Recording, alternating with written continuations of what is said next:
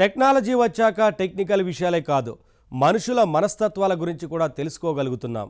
Yes, జనం ఎక్కువగా ఏం సెర్చ్ చేశారో గమనిస్తే మార్కెట్ ట్రెండ్స్ గురించి అవగాహన కలగడం కష్టం కాదు. ఏ దేశం వాళ్ళు ఎలాంటి వస్తువులను కోరుకుంటారు, ఏ వస్తువుకి ఎవరు ఎంత ప్రైస్ చెల్లించాలనుకుంటారు, ఇలాంటి డీప్ మార్కెటింగ్ డీటెయిల్స్ తెలుసుకోవాలంటే ఒకప్పుడు చాలా కష్టంగా ఉండేది. కానీ ఇప్పుడు గూగుల్ సెర్చ్ ట్రెండ్స్ చూస్తే చాలు, ఇలాంటి విశేషాలు ఎన్నో ఈజీగా అర్థమైపోతాయి. 2024 యాన్యువల్ సెర్చ్ ట్రెండ్స్ పరిశీలిస్తే ఇండియన్స్ ఈ ఏడాది ఏం కోరుకున్నారో స్పష్టంగా అర్థమవుతోంది.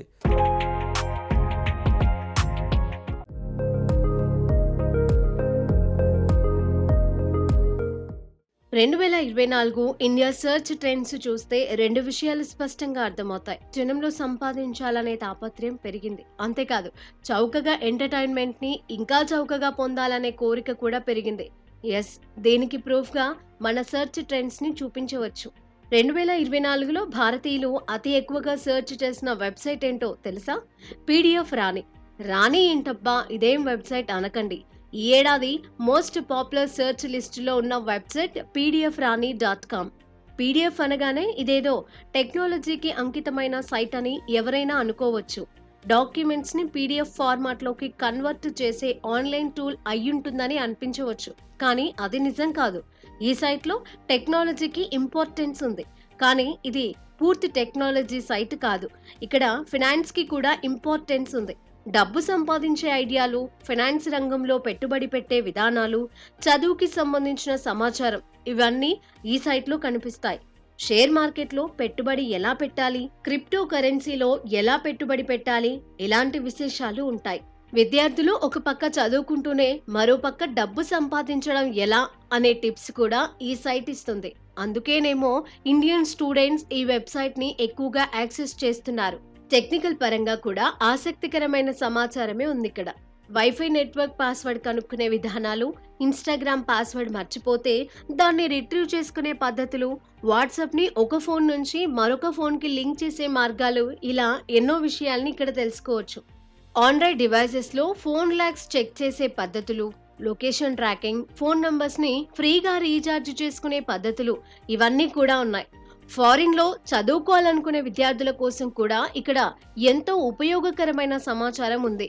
ఈ సైట్ లో సమాచారం అంతా ఫ్రీ. అయితే మనం ఎక్కువసేపు ఈ వెబ్సైట్ ని యాక్సెస్ చేయాలి అంటే మధ్య మధ్యలో కొన్ని యాడ్స్ చూడాల్సి ఉంటుంది.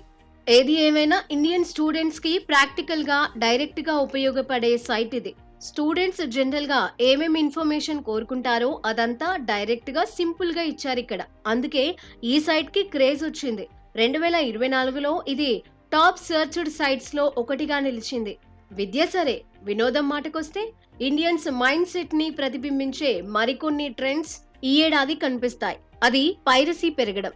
థియేటర్ కి వెళ్లడం అసాధ్యమైపోయిన కరోనా టైంలో OTT ట్రెండ్ వచ్చింది. భారతీయుల్ని విపరీతంగా ఆకర్షించింది. ఒక్క సినిమా టికెట్ ఖర్చుతో వందల కొద్ది సినిమాలు చూడగలిగే అవకాశం ఇచ్చాయి OTTలు. అయితే చిత్రం ఏమిటంటే, OTTలో వచ్చినా సినిమా ఖర్చు తగ్గినా ఇండియన్స్ ఇంకా చీప్ ఎంటర్టైన్మెంట్ నే కోరుకుంటున్నారు. ఈ ఏడాది సెర్చ్ ట్రెండ్స్ ఈ విషయాన్ని మనకి తెలియజేస్తున్నాయి.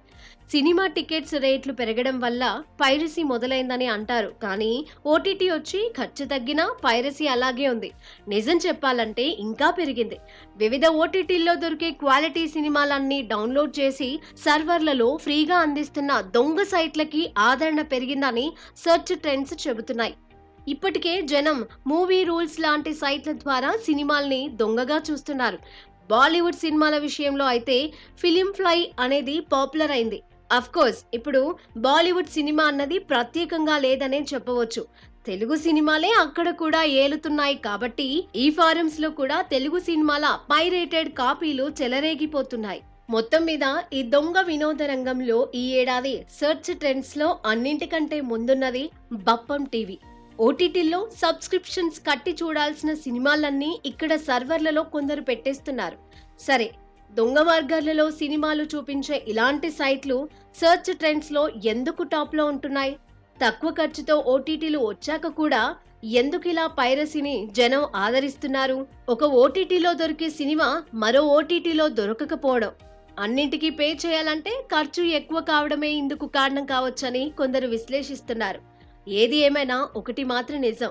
ఒక వస్తువుకి విలువకు మించి ప్రైస్ డిసైడ్ చేస్తే ఎంత తప్పో, ఒక విలువైన వస్తువు తక్కువలో దొరకాలని కోరుకుంటే అది అంతకంటే పెద్ద తప్పు. ఏమైనా మన Indian mind set different. Quality వస్తువులు చీప్‌లో దొరకాలని కోరుకునే మైండ్ సెట్టే పైరసీకి కారణమవుతోందని విశ్లేషకులు అంటున్నారు.